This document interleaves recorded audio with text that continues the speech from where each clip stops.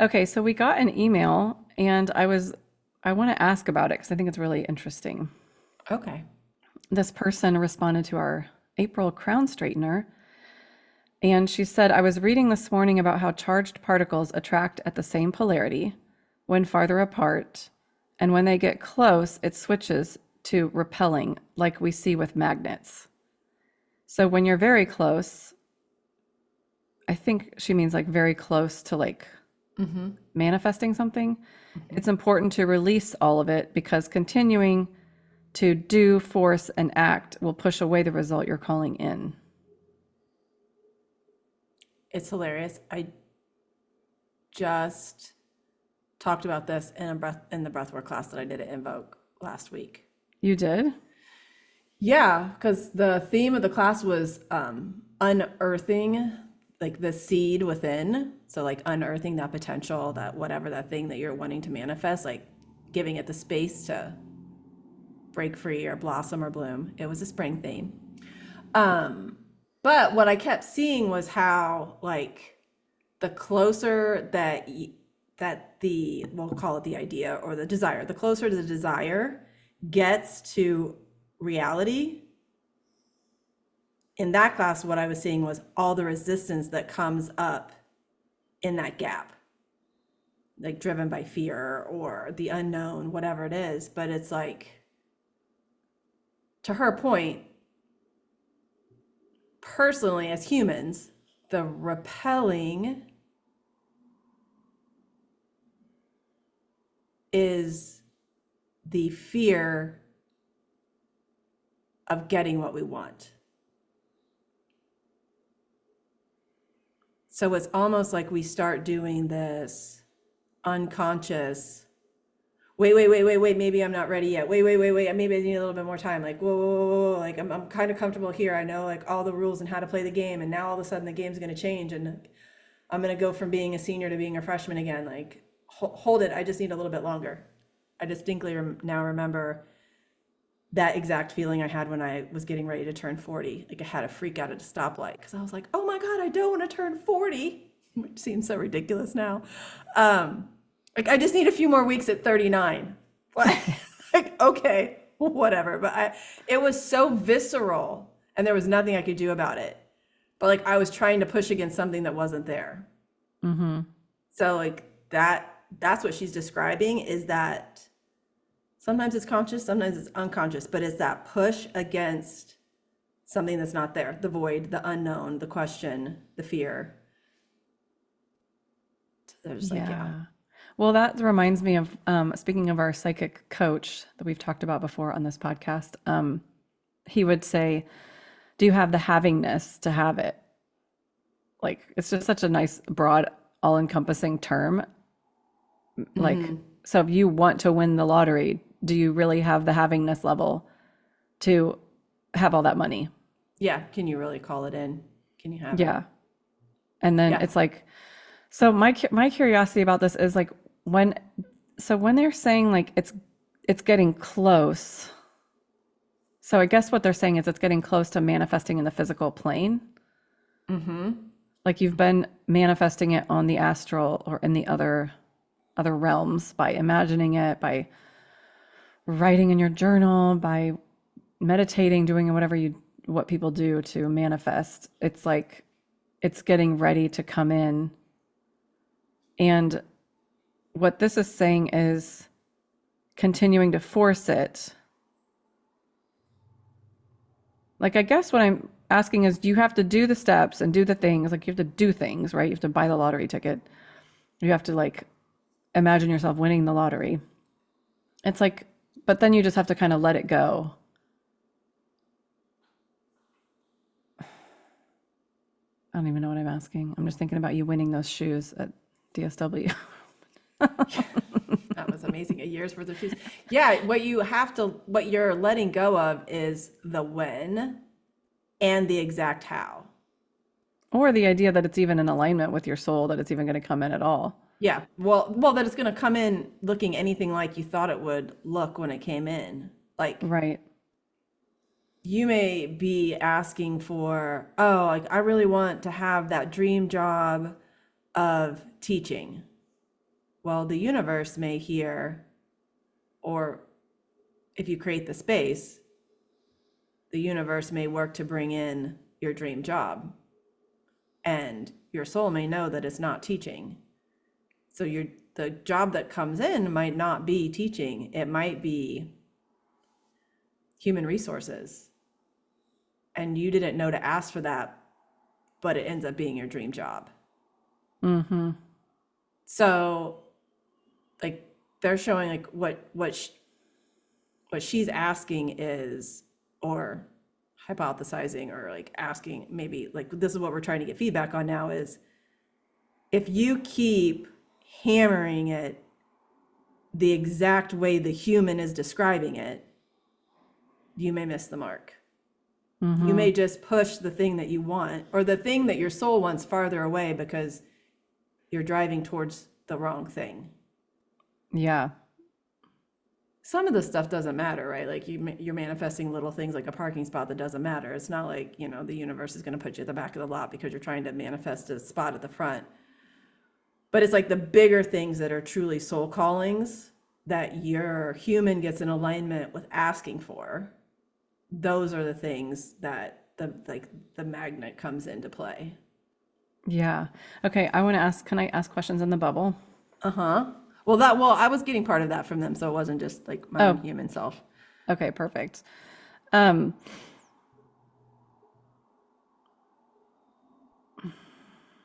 Okay, so what are the elements that need to be present for someone to manifest something into their life?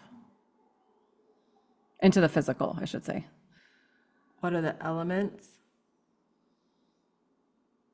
Yeah, what are the factors? A clear request, first of all. It's like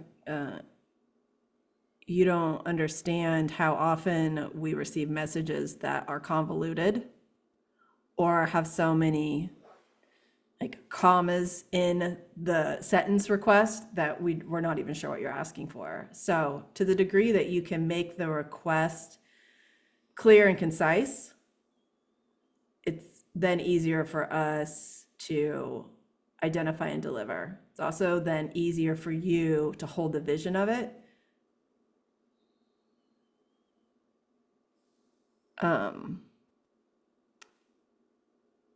So that's one thing. The other is tuning in and noticing what it feels like in your body when you're making the request. So like if there's any feeling of restriction or holding or control, how else would those things feel in the body? Like tension, Fear. yeah. Like those should be clues that you're not asking for the right thing or you're not clear on it yet. Like when you make the request, you should just feel open and like there's nothing that could possibly stand in your way, and that if receiving this thing that you're asking for happened, you would be able to float on air. Like it should give this uplifting feeling. Yeah, I've also heard you're not making the request to prevent something else from happening. Yeah. Like don't ask for negatives. Don't ask for something not to happen. Ask for what you want to happen. Or like you're asking for money so that you don't become homeless. Well, right. Like it would be like just you wouldn't. I don't want to be homeless. That shouldn't be the request. I don't want to be homeless. Like what I'm saying is like you might be asking for money, but the underlying fear is because you don't want to be homeless. But you're not identifying, you might not identify that fear in the request for money.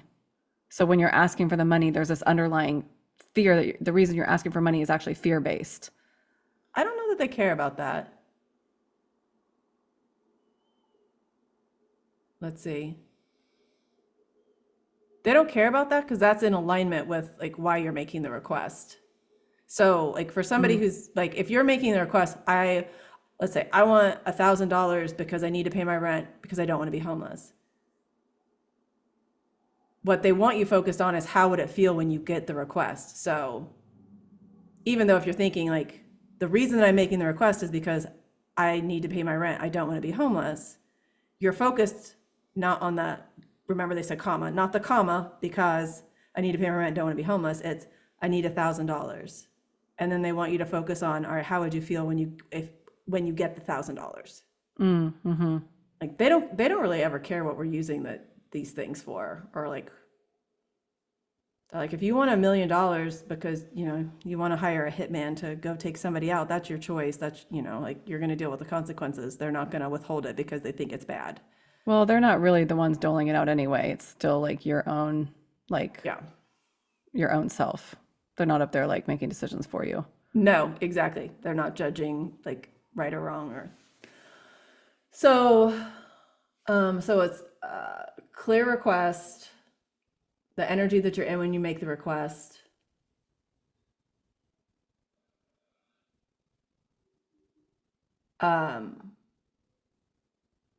That and the energy also goes to and this, Laura, might be what you were getting at, is like the holding on to the request. They're like showing like grasping. Mm-hmm. So I think this is to your point. Like if when you say I need $1,000 to pay my rent because I don't want to be homeless, if you are focused on the to pay my rent because I don't want to be homeless part of that, and like the energy of like the fear that sits around that might be a problem. They need you focused on the $1,000. Yeah, because lots of people manifest tons of money because they want to prove to their dad that they can be rich or whatever. Yeah. Out of all kinds of emotions. Mm-hmm. It's like grasping isn't a good energy for manifesting. They seem to Right. be stuck on that. It's like the fear that it won't happen. Because like when I'm thinking about those, there's this one book about a magic shop. I can't remember the whole title of it, but his whole thing is that he made all this money and wasn't happy. And it's a long story. I don't know. I may have to put the book below or something, but it's like there can be this energy of like a determination to just make it happen, like come hell or high water. But what I was kind of feeling into was like, if you're just like, I'm terrified I'm not going to have enough money, I'm terrified I'm not going to have money, like that's the energy you're focused on. You know what I mean? I think that's what you were getting to. Like the homeless like examples, like I'm terrified this is not really going to ever happen, or that I don't know where I'm going with that. Well, they're still playing with it, and now they're just like, well, you guys are in the weeds. You're in the weeds in a good way. I'm always in the weeds. What they're saying is, so using that same example, the ideal manifestation request would be, I need to pay my rent next month. I don't know how I'm going to do it. Show me the way. Right. So then you release the specificity of how it happens. They're just like, this was like you telling us or trying to direct the universe of the how it needs to happen is problematic, because there are probably so many more ways that it might be able to be delivered more easily. But if you try to direct the energy to make it specific, it's like you're instead of having an open door to let it come in, you have like a crack, because you're like, it has to happen this specific way. So now like the energy has to direct itself through that crack, versus having a door wide open. Yeah. Yeah. It's just like the energy is like, it's like, you said it earlier, it's like the request should feel open, like open and spacious, versus like going into a restriction. Yeah, it's like when I said I want to make X amount of dollars a month, period. That was the goal. I want to make X amount of dollars a month. And I didn't say how. I gave the universe no other direction. I gave myself no other direction. And then that company that we shall not name that I was working for, that I quit, forgot to stop paying me. And that was the exact amount that I said I wanted to make. So I That's right. mean, like, okay, here it comes. Like, there you go. Yeah. But I like if I would have tried to make that specific request, it would have never happened. Right. Because it wouldn't have made any sense. No. That's hilarious. Um, so then give us a couple of examples of like how you would repel something as it's getting closer. Because I get the feeling like you could repel something at any time. But this is kind of saying like the original question we had was like, maybe it's because as you keep working on the manifestation, like at the beginning of it, you're more willing to let go. And then maybe you just, as you get working on it, working on it more, like you just, the energy pushes away because you keep focusing, getting more panicky or whatever. I don't know. I'm curious about like why, if it's true that as it gets closer, which I think they said earlier it is, like the continuing to do, force, and act pushes away the result. But my question is like, why, when it's closer, why not the whole time? No, they're like showing me examples. Um, so one of the things that we say with manifesting is like set it and let it. Like set the goal or the intention and then let it go. Like if you do that, you don't feel the repelling of the magnets of the energy because you're not so I mean, the energy, like they're like, if we want to apply the magnet theory, they might be repelling as it gets really close, but you're not going to feel it because you're not focused on it. You're focused on other things. You set the intention, the thing you want to manifest, and then you're shifting your focus to executing on daily things. So you're not like so focused on it. They're showing how when we're really super focused on it, and it could be out of fear or because we want it really bad, and we're, again, I think it's really fear driven. You want it really bad and you're afraid it's not going to happen. It's like the moments right before it happens is when you have your biggest freakouts because you're feeling the energy of how close it is. And that energy feels so strong that the brain is trying to decipher why you're feeling this. So it overlays a story. Usually that story is, I'm not getting it, or I asked for the wrong thing, or when it happens, my life is going to change and it's going to suck. Oh shit. Like whatever your narrative is, that is what the brain grabs to overlay this strong energy sensation that you're feeling. And that is the panic. Mm-hmm. So if you set it and let it, you don't have the panic. You don't notice the repulsion of the magnets as much because you're not as focused on it. And you don't notice it coming in, maybe. Yeah. Like you're not sensing it coming in ahead of time, like the dogs sense their owners coming back on their way back. Okay, I have one more question. I don't know how to ask this. I'm trying to be like succinct. Well, maybe I'll do an example. Why can't just anybody manifest, for example, winning the lottery at any time? My question really is like, why? There are things people try to manifest and they don't work out. Like, how much time do you have? All day, bitches, because we can divide this up into more than one episode. We can. So they like the lottery example because everyone can relate. Good example.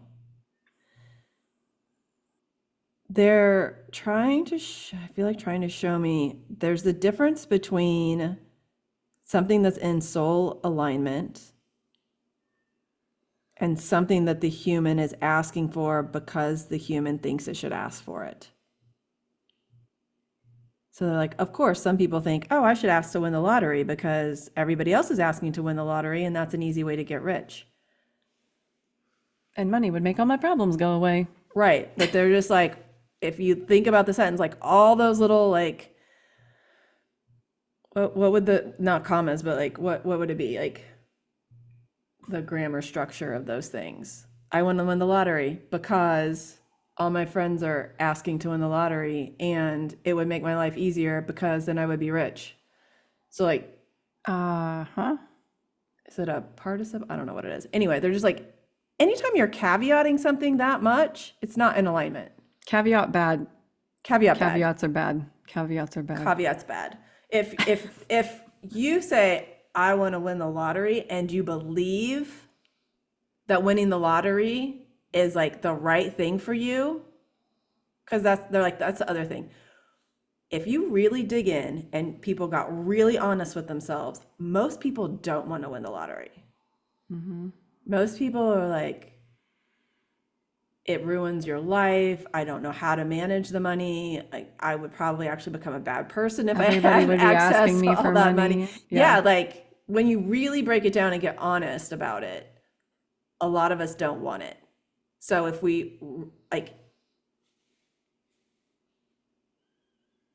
if we ask for it and we really don't want it, but we're asking for it because we think we should or we think it's a shortcut, we're not getting it.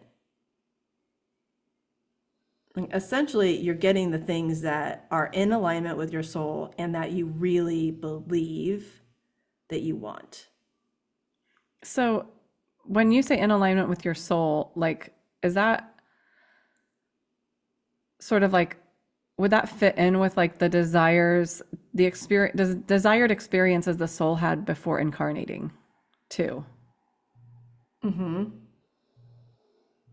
Yeah, so let's say your soul came into this life because it wanted to be a nun. Like it wanted to have the experience of being a nun or a monk. It's probably not going to matter how many times you ask for that long-term romantic relationship. Might not happen, or the relationship's going to happen and it's going to blow up. Like, because the soul is going to be like, no, bitch. No, we are not supposed to be in a romantic relationship with another human. We are to be in a romantic relationship with God. Like, that is what we came here to experience. So like the soul is going to push back against the human desire. Because they're like again, you, like that human would need to look at, am I asking to be in a romantic relationship because I really want to be in one, or because that's a societal norm, the way I was conditioned, the way I was raised, that I think that those are the things that I'm supposed to do.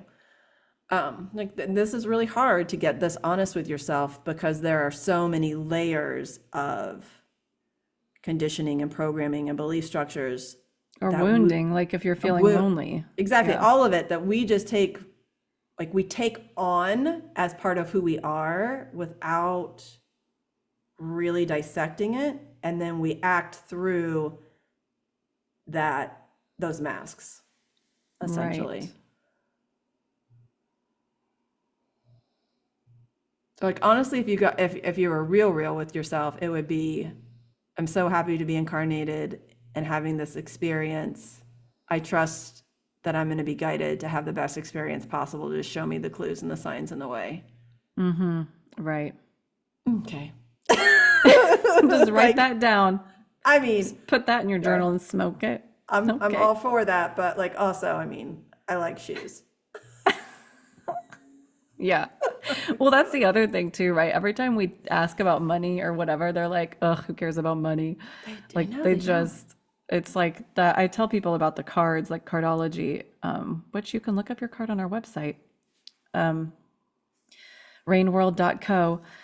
But the charts, like the cards are sitting on charts that look like the periodic table of elements. And one chart is the human chart, which is all just like jumbled up and the cards are out of order. And that's where your birth card and its hand comes from. So that's what your reports are all based off of.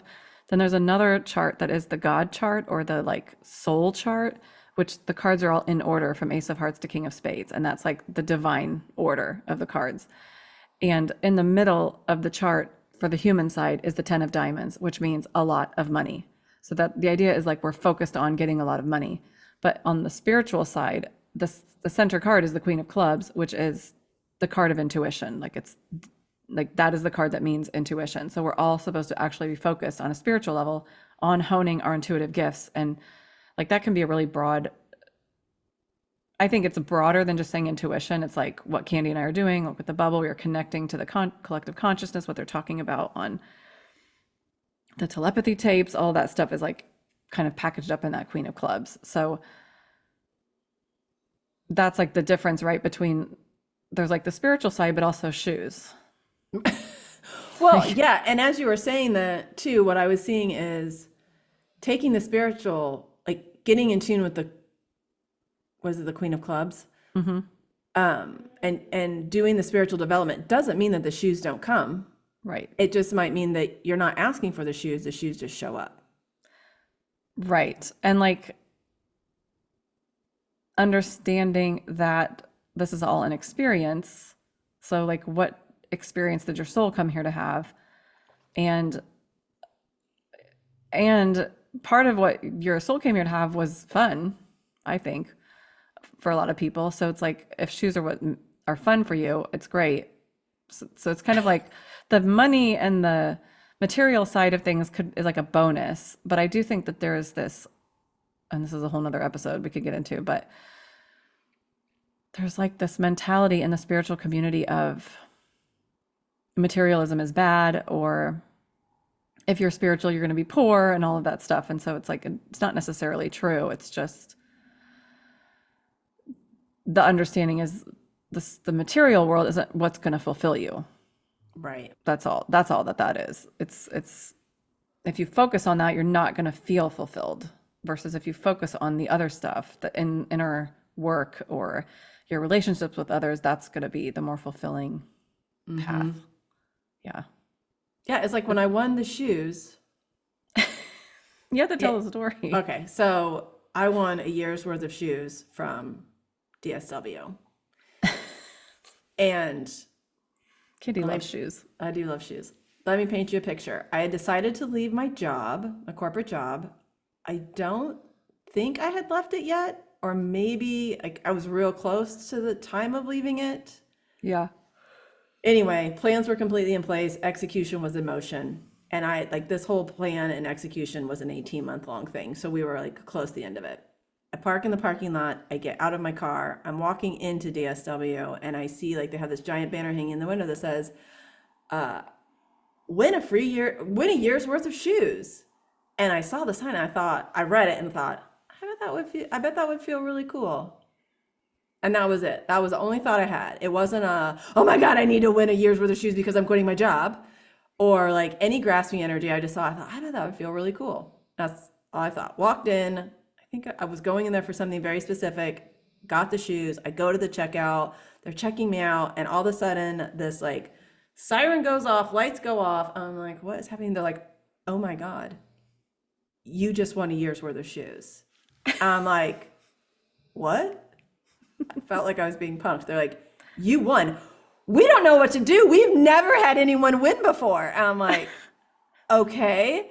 And so now they all start freaking out about what to do. I'm a little bit in shock. I have the picture somewhere of like, I had to pose with the staff and like Oh my God. have a picture taken in front of a sign that said, I won a year's worth of shoes.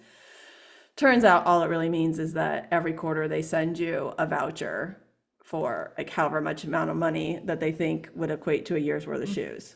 So I That's give all still my fun, friends though. every quarter. I gave a voucher out to different Gave a friends. shoe. Gave a Yeah, pair gave of a shoe. pair. I got a pair of those shoes. You did. But in that case, like I had decided I was leaving corporate and I was going on my spiritual path. Like I was creating the space to write my life because I felt like I had gotten way off track. And I read the sign and had the feeling of, I bet that would feel really cool. No grasping, no fear, no must-have energy. Just let it go. Mm-hmm. And I won.